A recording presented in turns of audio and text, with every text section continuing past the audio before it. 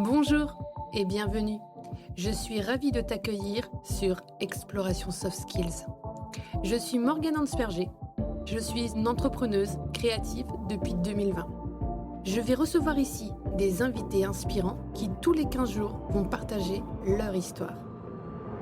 Toi, je t'invite à faire comme mes invités, un petit pas vers de nouvelles habitudes pour un grand pas qui va développer tes soft skills.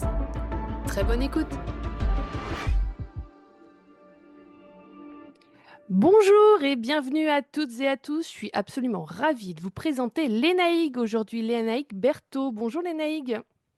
Bonjour, bonjour. Merci de m'accueillir. Et c'est toujours un grand plaisir d'accueillir des femmes à mon podcast et en plus des femmes de Bretagne. Donc je suis ravie d'échanger avec toi aujourd'hui parce qu'on a plein de sujets communs, mais aussi des petites différences que j'ai très envie qu'on questionne aujourd'hui. Est-ce que tu peux te présenter, nous dire voilà, qui tu es, ce que tu fais dans la vie? Alors, je suis Lénaïque, j'ai 2 prénoms tahitiens aussi, c'est Taïna et Teraïmana. Donc ça, c'est pour mes origines, du Pacifique parce que maman était tahitienne et papa breton et ma mère a voulu donner des prénoms bretons à tous ses enfants. Donc il y a Lénaïque, Loïc, Erwan, Yann, tu vois? Eh ben, je compatis, je m'appelle Morgane, mon frère s'appelle Loïc, tu vois. C'est ça, tu vois? Donc j'ai 57 ans cette année, j'ai 2 enfants, 2 petits-enfants et je suis en France métropolitaine depuis 11 ans. Voilà et j'ai travaillé dans l'audiovisuel un certain nombre d'années, dans la restauration aussi. Après j'ai découvert le marketing de réseau et puis là j'ai arrêté le marketing de réseau, je suis un petit peu revenue à mes premiers amours puisque aujourd'hui, je propose, tout ce qui est interview vidéo et j'adore travailler en ligne, donc ces interviews se font uniquement en ligne. Ok, donc en fait aujourd'hui tu as un statut d'entrepreneuse, c'est bien ça? Oui, c'est ça. Ok, et c'est quoi exactement proposer des interviews vidéo? Alors des interviews vidéo, en fait, moi, quand je suis arrivée en Bretagne, j'ai pas trouvé de travail dans l'audiovisuel puisque je venais de l'audiovisuel. J'avais travaillé en radio et en télé à Tahiti. Pour le groupe France Télévisions. Donc, France Télévisions a des antennes comme ça partout dans les îles et en arrivant en Bretagne, pas de boulot. Bon et j'ai adoré mon métier. Donc je me suis dit: «Bah, qu'est-ce que je vais faire?» Donc au début, je faisais rien. J'étais une happy housewife à la maison, tu vois? Et mon mari me dit: «Tu qu'à faire, comme les jeunes là, on les voit, ils font tous des émissions sur YouTube et tout ça» et je me sentais pas capable.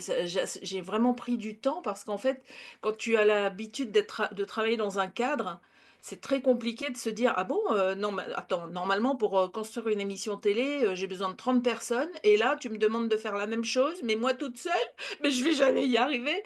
Donc j'ai mis du temps à y arriver et puis j'ai proposé des émissions en streaming, un petit peu avant le covid et voilà, je continue à faire mon métier, c'est-à-dire, inviter des gens, les mettre en valeur, écouter leurs histoires, ça c'est vraiment des choses qui me passionnent et puis surtout j'aime bien, accompagner les gens dans leur récit. C'est-à-dire que souvent les gens ont plein de choses à raconter, mais ils savent pas, par où commencer.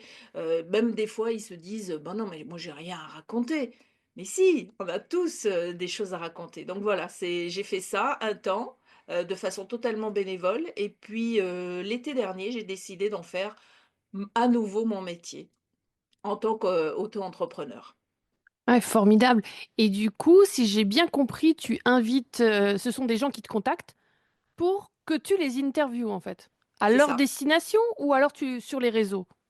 Alors ça dépend, justement, j'ai plusieurs offres, je peux accompagner un entrepreneur qui a envie de faire de la vidéo, mais qui est très, qui sait pas comment faire, qui a peut-être même peur de se filmer et donc je vais avoir un atelier où je vais lui donner les clés pour qu'il ou elle puisse refaire ensuite, tout seul ou toute seule.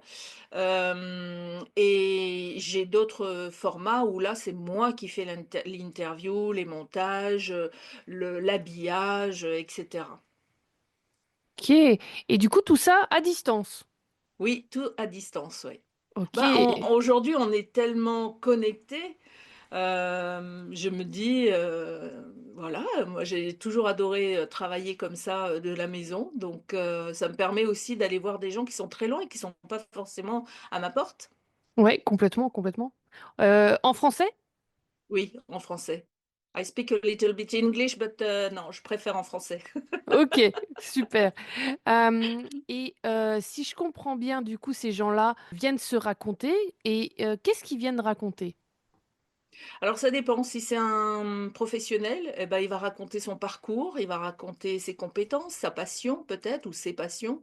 Ce qu'il offre aux gens, en fait. Et puis si c'est une famille, bah, c'est des souvenirs, des histoires, c'est ce genre d'histoire que nos grands-mères, nos tontons, nos tatis ont peut-être raconté et puis qu'en fait parfois on oublie de les enregistrer, on oublie de les noter même parce que c'est des leçons de vie, des histoires de vie et moi ce que je propose aux gens, c'est justement de les garder et en plus, avec la vidéo, ben, on a toutes les émotions qui transparaissent, aussi. Donc on peut lire sur le visage, bah, la tristesse, parfois, la joie, très souvent, parce que moi je rigole quand même très souvent. Donc même quand il y a des parties un petit peu émotionnelles, on revient toujours à la joie à la fin. L'idée, c'est, si je comprends bien, c'est de transmettre quelque chose de son vivant ou après à ses héritiers, quoi.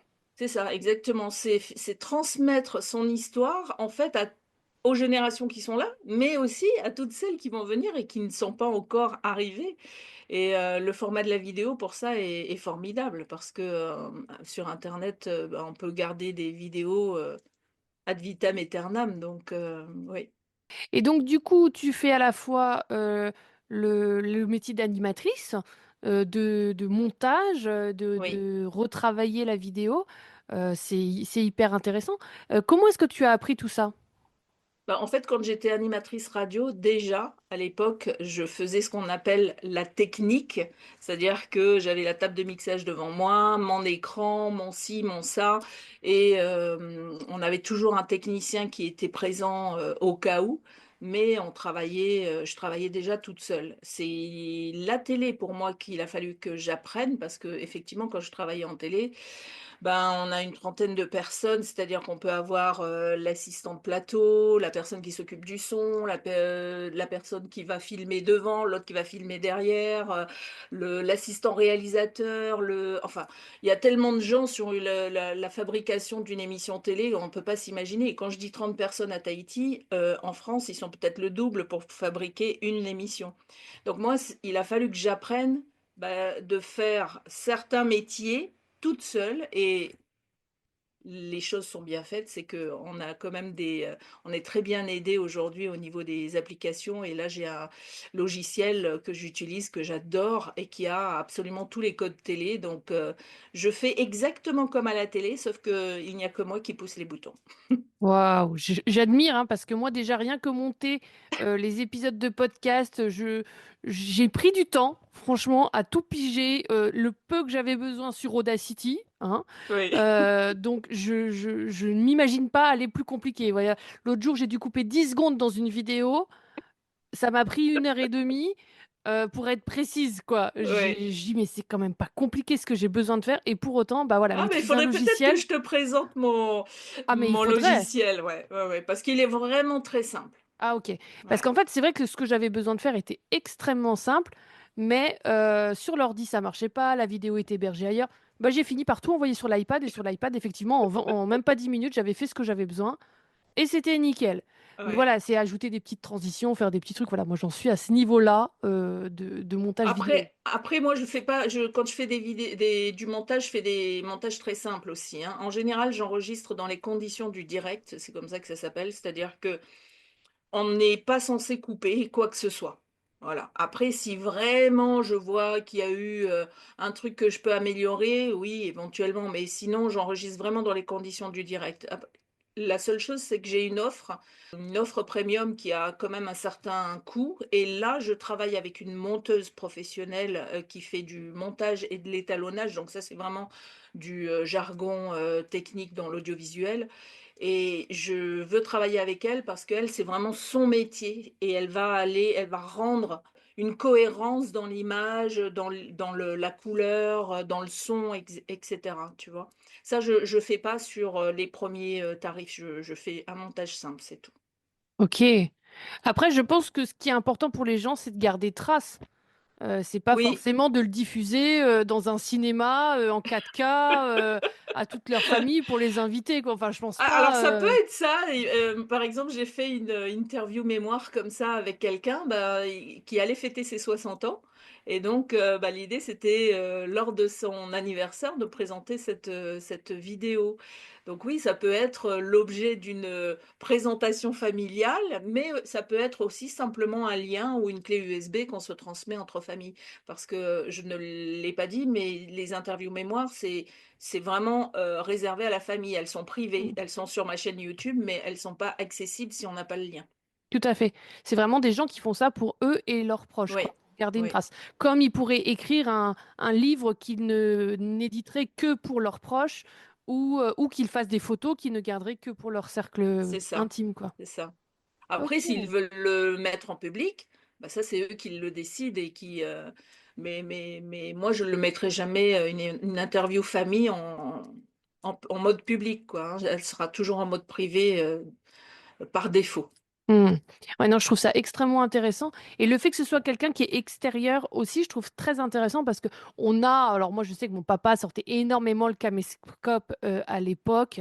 On a des cassettes et des cassettes, d'événements de famille, mais c'est pris de l'intérieur, quoi. Là, il y a une Mmh. prise de recul que je trouve assez intéressant sur les événements que vont raconter les gens et c'est vrai que c'est très riche. Il y a quelques 2, 3 ans de ça, j'avais demandé à mes tantes de raconter des anecdotes qu'elles avaient vécues avec ma maman à l'une de mes filles pour sa petite Mmh. machine qui raconte des histoires. Et ben voilà, on s'est retrouvés à avoir des petits récits de quand ils coupaient les haricots verts, de poupées, de choses que même moi, je n'avais jamais entendu ces histoires-là. C'est ça, parce qu'en fait, on se rend pas compte et puis surtout, on se dit toujours: «On aura le temps». Mm.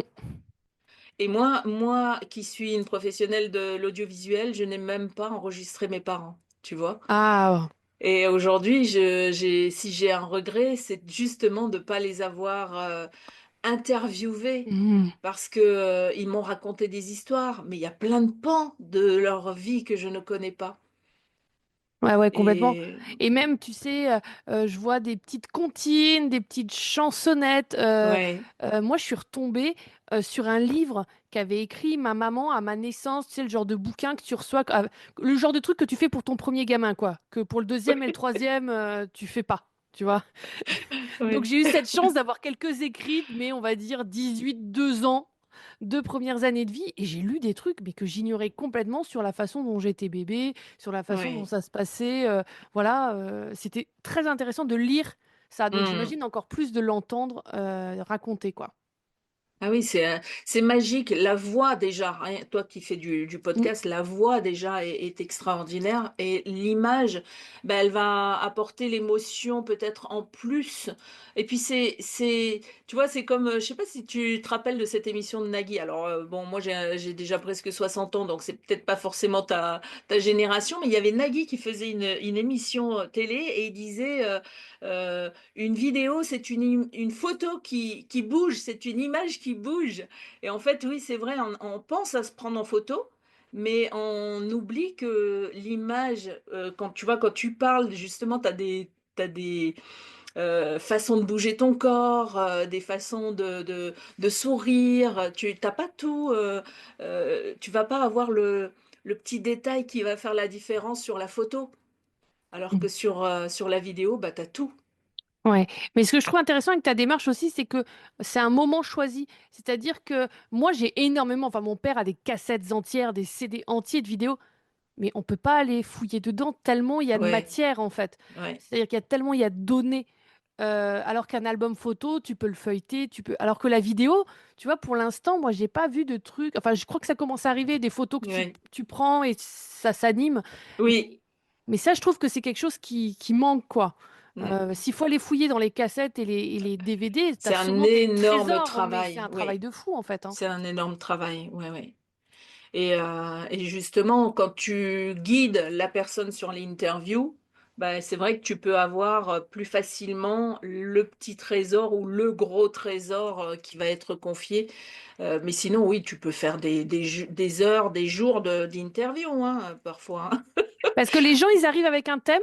Est-ce qu'ils te disent, je sais pas, je veux parler de mon enfance, ou je veux parler de la guerre, Non, ou je veux parler de mon mariage? c'est moi qui les guide. Après, je leur demande s'il y a des choses qu'ils ne veulent absolument pas dire. Mhm, Et parfois même ils changent d'avis en cours de route, hein, mais s'il y a des sujets qui leur sont tabous peut-être, hein.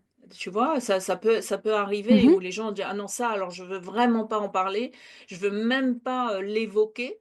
OK, je le mets de côté et puis des fois même c'est eux qui vont venir sur le sujet, tu vois? Mais c'est vraiment, c'est une conversation parce que c'est les gens m'ont toujours dit ça, ils se quand ils sont en une interview avec moi, ils ont pas l'impression d'être questionnés parce que je m'autorise à pleurer avec eux, à rire avec eux, à me tromper avec eux aussi parce que voilà, on est humain et on n'a pas, des fois on cherche ses mots, tu vois? Mhm. Donc quand c'est eux qui cherchent leurs mots, ben, c'est moi qui les aide et parfois c'est le contraire. Donc voilà, ça reste quelque chose de très, chaleureux.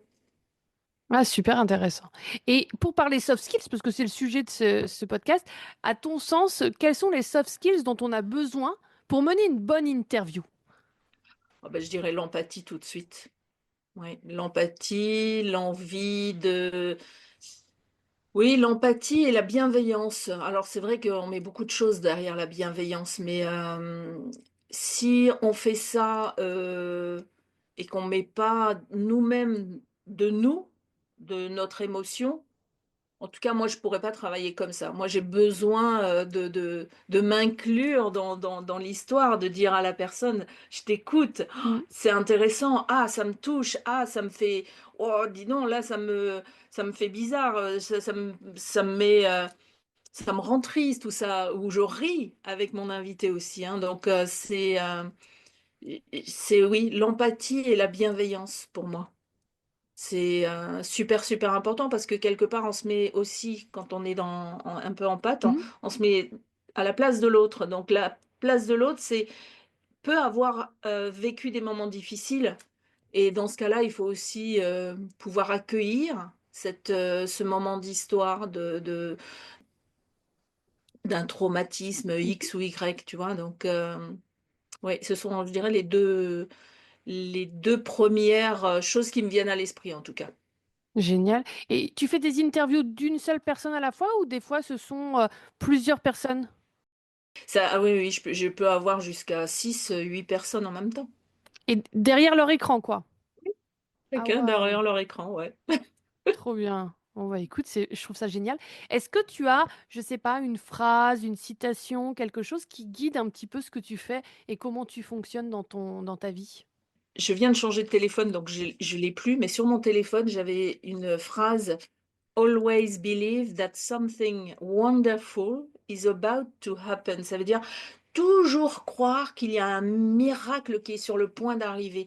Même quand on est, plus bas que terre, dans le creux de la vague, toujours croire qu'il y a un truc qui est possible et que ça va changer. Voilà. Ça, c'est, une phrase que j'aime bien même me répéter à moi, hein, parce Oh que, bah bien sûr. bah, oui, Mm. c'est important. Ça c'est vraiment la soft skills optimisme pour le coup Oui, oui, oui. qu'on Ah oui, développe avec ça. j'ai découvert la pensée positive, le pouvoir de la pensée positive, ben, quand j'étais animatrice radio, j'avais, eu comme invitée une dame qui était venue faire une conférence, sur la pensée positive et elle m'a invitée à la fin de l'émission à venir à un stage qui avait lieu, le week-end suivant et je suis allée à ce stage et ça m'a complètement changé la vie. Mais vraiment, il y a la Lénaïque d'avant ce stage et ces stages même parce il m'en a fallu beaucoup parce que quand on fonctionne d'une certaine manière et que soudain on nous dit: «Ah oui, mais tu es responsable de ce qui t'arrive en fait». Pas coupable, hein, on n'est pas là en train de se flageller, c'est tu es responsable. Mais responsable? Mais attends, c'est pas moi qui ai attiré l'autre connard là ou l'autre, patron affreux ou le si, si, à un certain niveau, même inconscient, c'est toi qui as attiré cette situation.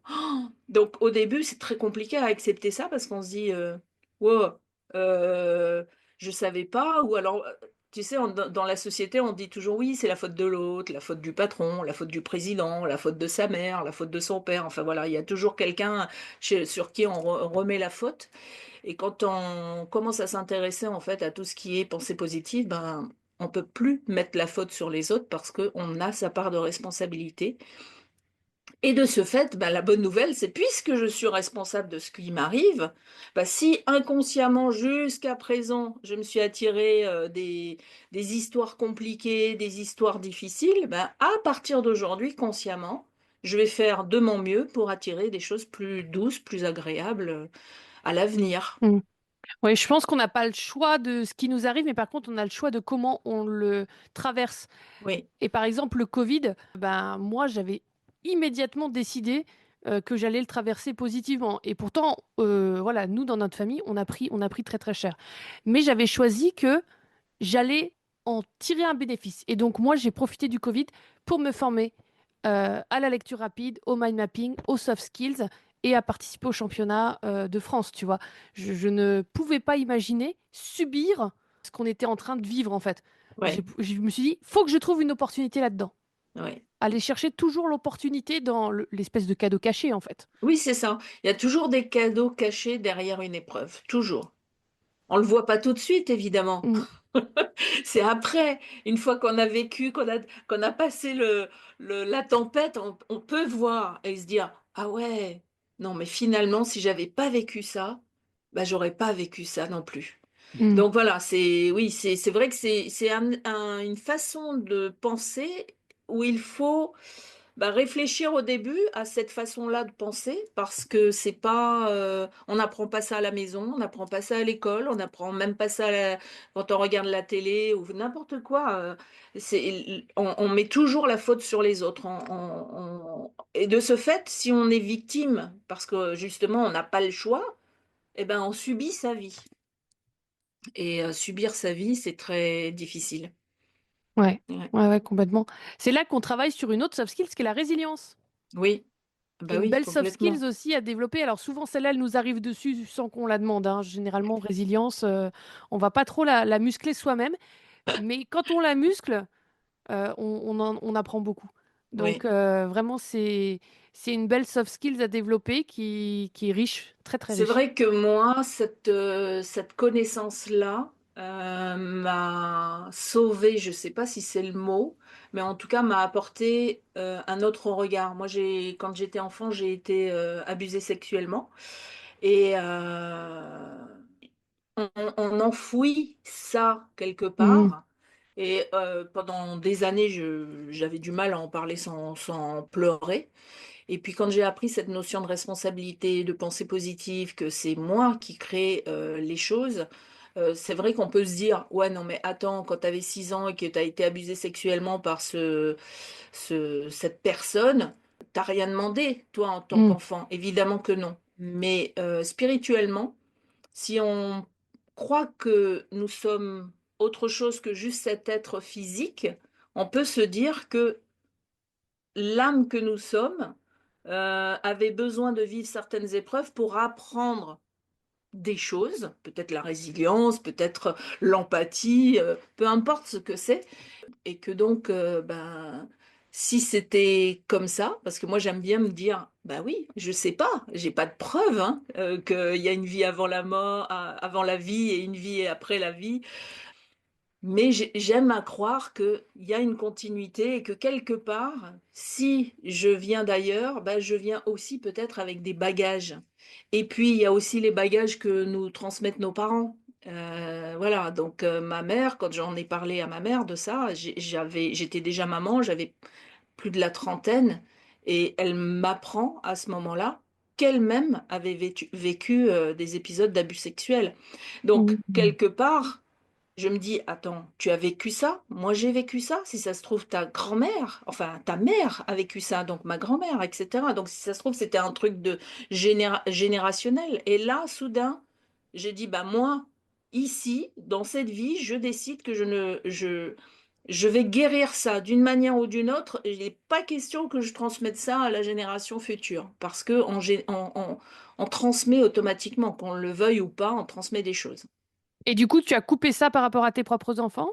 Eh ben, je le souhaite, en tout cas. J'en ai parlé avec eux. Bon, visiblement, ils n'ont pas vécu ce que j'ai vécu et j'ai fait des exercices de guérison émotionnelle et énergétique. Oui, et j'en fais encore, hein, parce qu'en fait, on pense que des fois on avait guéri, mais il y a encore des petites choses qui restent. Tu vois, c'est un peu comme les couches d'oignons. Mhm. J'ai enlevé certaines couches et puis ben en fait j'avais pas vu, il en restait quelques-unes. Donc voilà, c'est un Mhm. travail d'une vie. Est-ce que j'aurai assez de ma vie pour guérir tout ce dont j'ai besoin de guérir et de laisser partir? Je ne sais pas. En tout cas, je vais faire de mon mieux pour guérir de ce dont j'ai conscience. Tu vois, parce qu'on peut guérir que de ce dont on a conscience. Ouais, et quand je te vois, moi j'ai l'impression que tu as décidé de vivre la joie Ah bah aussi. oui. Ben oui, sinon, qu'est-ce que ce serait triste de vivre une vie où on subit tout. Tu vois, Mhm.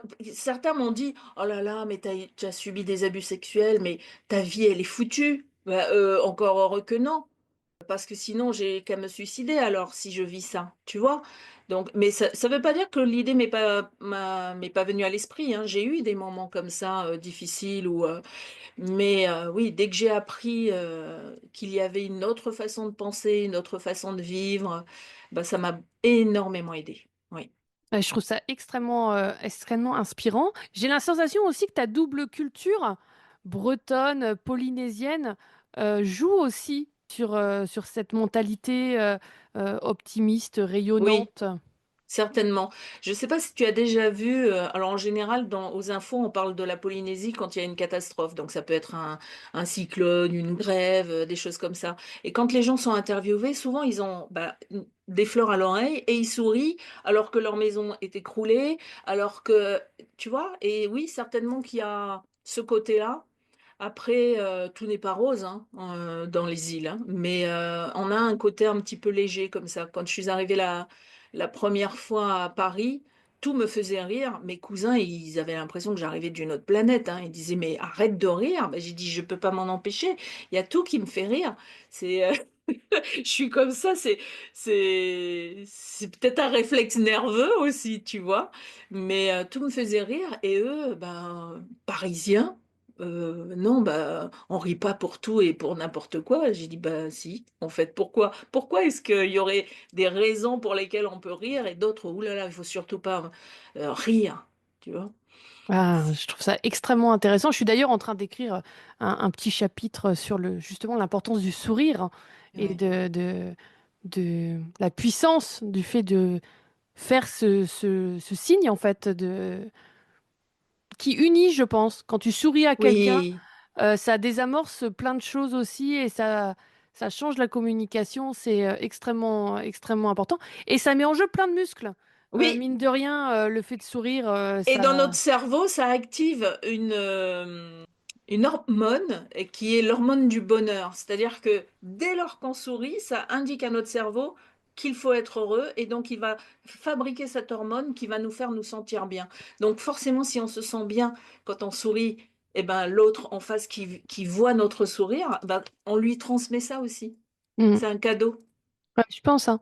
Je pense vraiment que le sourire est un cadeau. Effectivement, je vais garder ça comme phrase. Écoute, j'aime beaucoup cette fin d'interview. Le sourire est un cadeau.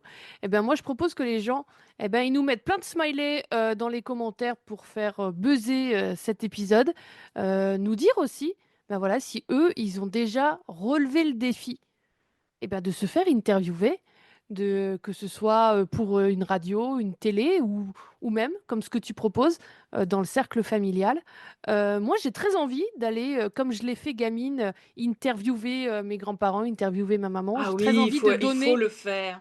de Oui, donner à ma fille un petit magnétophone pour qu'elle aille, comme je l'ai fait moi, oui. interviewer sa grand-mère, son grand-père. Oui, ta fille, par exemple, peut demander à tes parents bah, comment maman, elle était à mon âge, Mm, qu'est-ce qu'elle mangeait, comment elle réagissait, enfin voilà, et ça fait ça, et puis ça crée une connexion. C'est extraordinaire les histoires les familles parfois se s'éloignent par manque de communication. Et quand il y a cette communication, ben on peut «Ah, mais on savait pas. Ah, on n'avait pas vu ça comme ça. Ah, elle a réagi ça» et là, quand Mmh.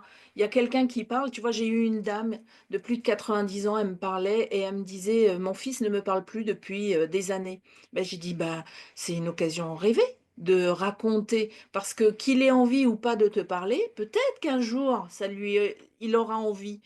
Et au moins tu auras l'occasion de lui dire Mmh. que tu l'aimes, de lui dire, comment tu t'es senti, et comment tu te sens aujourd'hui. Parce que, une fois que tu seras plus là, ben, voilà, quelque part ce sera trop tard et puis et peut-être que celui qui reste va se dire: «Mince, j'aurais dû» et c'est plus le moment en fait. Bon, à moins qu'on aille voir un médium et qu'on fasse des communications avec l'au-delà, mais tu vois, c'est plus pareil, Mmh. hein. Ouais et puis je pense que, aller poser des questions aux anciens, c'est aussi traverser l'histoire. C'était comment l'école, quand tu Oui, avais 10 ans comme moi? C'était comment, manger? On allait manger quoi au restaurant? oui. Qu'est-ce qui passait au cinéma? Qu'est-ce que tu allais voir comme spectacle? Je trouve que ça, c'est aussi une façon de, bah, de traverser l'histoire, en fait. Heu, Oui et tu sais, à un niveau psychologique, quand tu connais ton histoire, eh bien, il y a une étude qui dit que les enfants qui connaissent leur histoire ont 2 fois moins de chances de développer une dépression, un burn-out qu'une autre. Et en fait, aujourd'hui, dans cette société où l'on vit, eh ben, on a un petit peu perdu ça parce qu'avant, c'était on se racontait naturellement, il y avait pas la télé. Donc, bah, qu'est-ce qu'il fallait faire? On se racontait des histoires au coin du feu et je dirais à Tahiti, on n'a pas de neige, mais on fait aussi du feu et on avait aussi cette coutume de transmettre, les histoires à l'oral. Et ça, on le fait plus tellement, tu vois? Et ça, c'est super, super important. Oui, j'invite, alors vous n'êtes pas obligé de venir me voir, hein, mais j'invite vraiment, vous avez des téléphones aujourd'hui, il faut aller voir vos parents, vos grands-parents et mmh. faire, une interview d'eux. Et puis si vous voulez pas, bah, il y a moi. Complètement, complètement. On va leur mettre d'ailleurs dans le descriptif toutes les infos pour aller voir ce que tu fais, ce que tu proposes, comment ça se passe. Et puis rien que le fait de bah, se dire que ça pourrait être le moment de faire cette Oui. interview, c'est déjà un premier pas que je trouve très intéressant. Oui, c'est ça et puis après, moi les questions qu'on a pu me poser, c'est: «Oui, mais comment j'annonce ça à mes parents?» Du style, «Bon, avant que vous mouriez, j'ai envie de vous int» non, il y a évidemment, on va pas annoncer ça comme ça, mais c'est juste de dire: «Bah, papa, maman ou tonton, tati ou marin, parrain, marraine, voilà, je vous ai fait un cadeau ou je vous fais ce cadeau, de pouvoir raconter votre histoire parce que votre histoire, elle est importante pour moi parce que je vous aime, tout Mhm. simplement». Ouais, ouais. Ouais, mais tu vois, moi je me dis, ma fille, elle va avoir 10 ans. Ben finalement, voilà, j'ai 10 ans aujourd'hui, j'ai très envie de te poser des questions. Sur comment, bah, qu'est-ce que tu as fait dans Oui. ta vie, c'était quoi ton travail, ces choses-là, c'est très, très intéressant. Oui et puis on voit l'évolution parce qu'effectivement, ce que nous on a vécu, ce que nos parents ont vécu et les enfants d'aujourd'hui, ça n'a absolument rien à voir, hein. Moi, mon petit-fils, aujourd'hui, quand je le vois, alors moi j'utilise, les outils, du web, mais lui, il a une aisance, bah, on voit que c'est sa génération. Alors moi je suis à l'aise, mais lui il est vraiment Mmh. super, super, super à l'aise avec tout ce qui est outils. Sur mon téléphone, des fois je cherche un truc, c'est lui qui: «Mamie, c'est comme ça, tchouk tchouk tchouk», tu vois? Je pense il faut tirer parti de la technologie, en fait, hein. Oui, aujourd'hui, c'est bah, de toute façon, qu'on le veuille ou pas, hein, tout est en train de changer. On voit de plus en plus, d'IA, Mmh. d'intelligence artificielle arriver. Moi, je travaille beaucoup avec, une IA, notamment avec ChatGPT. Quand, par exemple, j'écris un article, je vais dire à mon ChatGPT: «Ben, voilà, je veux un article sur ça et je le veux comme ci, comme ça» et je donne des choses parce qu'il faut alimenter, hein, Mmh. l'IA peut te sortir sinon, n'importe quoi, hein. Bien sûr, ouais. Mais, tu l'alimentes et il te sort des trucs. Moi, des fois, je fais mon texte et je le donne à l'IA, je dis: «Remets-moi ça, d'une façon, jolie, propre, nickel, machin».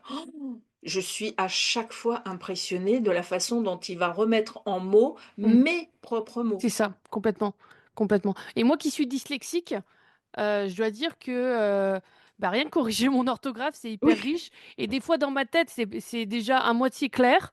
Mais je lui mets oui, mes trucs à moitié clair. Et lui, tout à coup, quand je lis, mais je dis, mais c'est ça que je voulais dire, en fait. ouais, Alors que quand moi, c'est je ça. l'écris, ça paraît pas clair. Et tout à coup, quand lui l'écrit, c'est Oui, vachement c'est plus clair. assez extraordinaire comme outil. Mais je pense Je qu'effectivement, il faut se baser sur ce que nous, on a envie de dire.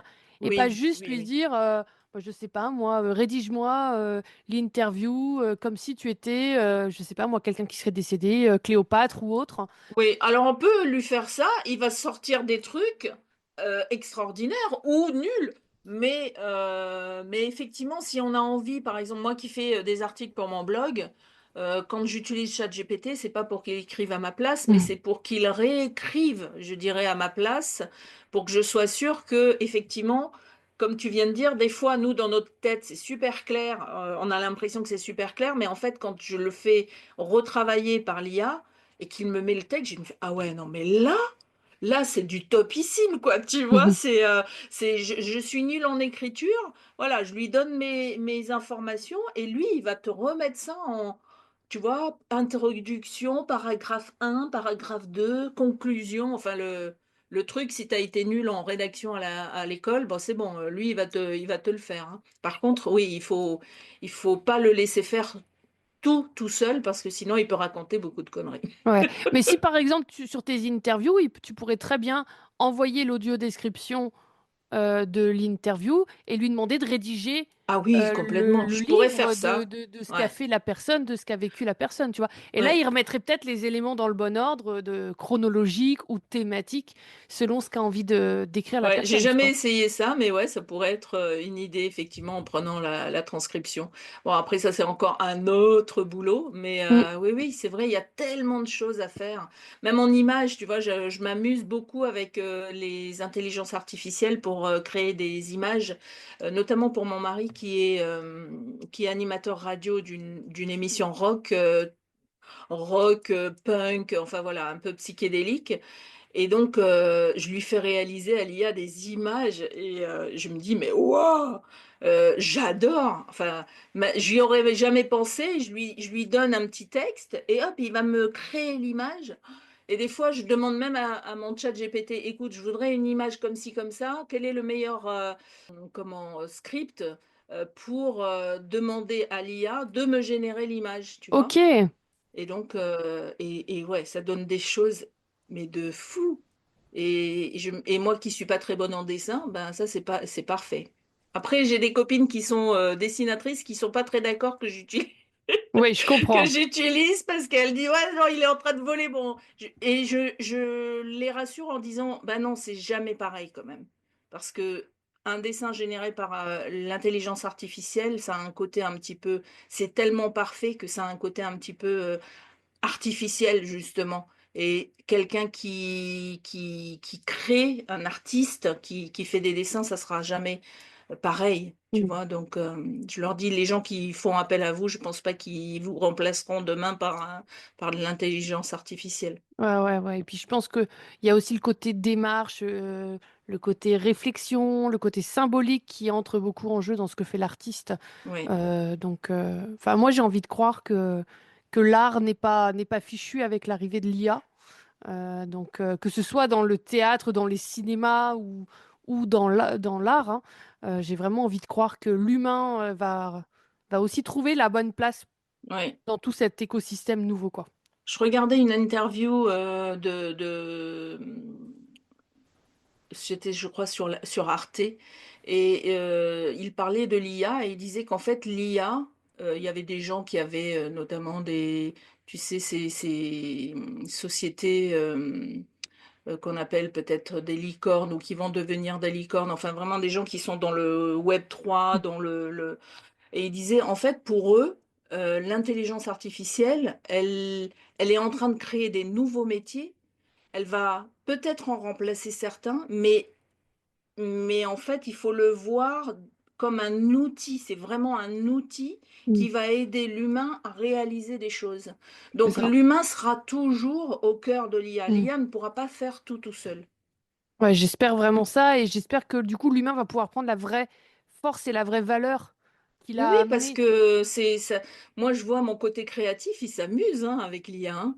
Parce que j'ai un côté créatif, mais évidemment, par exemple, moi qui suis pas graphiste ni dessinatrice, bah, je vais demander à l'IA de réaliser ce que moi je ne sais pas faire, tu vois, mais moi je m'amuse. En fait, moi c'est ça, c'est les outils, quels qu'ils soient, même celui que j'utilise pour mes interviews, il faut que qu'il y ait une partie de plaisir. Hmm. Si j'ai pas de plaisir, alors là, moi tu m'obligeras pas à faire un truc qui, qui me donne pas envie, quoi. Tu Ouais, vois? je pense que tu as raison, faut le faire avec le plaisir, avec le cœur aussi. Oui. Je trouve ça vraiment un beau message. Écoute, je crois qu'on va être obligé de laisser nos auditeurs là parce que sinon on va déborder sur le timing. Mais c'était vraiment hyper intéressant, Lénaïque, cette interview. J'ai vraiment très envie que les gens ils nous mettent dans les commentaires, qu'ils nous mettent leurs petits messages au sujet de cette histoire de s'interviewer, de se faire interviewer, parce que je trouve vraiment que c'est un sujet très intéressant. Et à l'heure aujourd'hui où on peut facilement ouvrir un podcast, on peut facilement ouvrir une chaîne YouTube, eh ben, je trouve qu'il y a peut-être quelque chose à creuser et j'espère que ça aura fait réfléchir certaines personnes. Merci beaucoup d'avoir répondu à mes questions aujourd'hui. Avec grand, grand plaisir. Merci Morgane et je souhaite que effectivement tes auditeurs, et tes auditrices, bah et se disent: «Ah bah oui, tiens, j'avais jamais pensé à faire une interview de mes parents, de mes grands-parents. Ah tiens, je vais aller le faire et si j'ai peur de le faire, bah, je le confie à quelqu'un». Mais voilà, la démarche de: «Oh, mais oui, il faut que j'enregistre son histoire». Eh ben écoute, on reste là-dessus, j'adore. Merci beaucoup, à très bientôt. À bientôt. Je te remercie d'avoir écouté cet épisode. On se retrouve dans 15 jours. Si cet épisode t'a plu, je serai ravie de lire ton commentaire et de voir ton like. Toi aussi, tu peux faire rayonner les soft skills en partageant cet épisode. Et pour continuer à les explorer, tu peux t'abonner à cette chaîne ou me retrouver sur tous mes réseaux sociaux sous le nom Morgane Ansperger ou Morgane Facilitation. Je te souhaite une très belle journée. À très vite!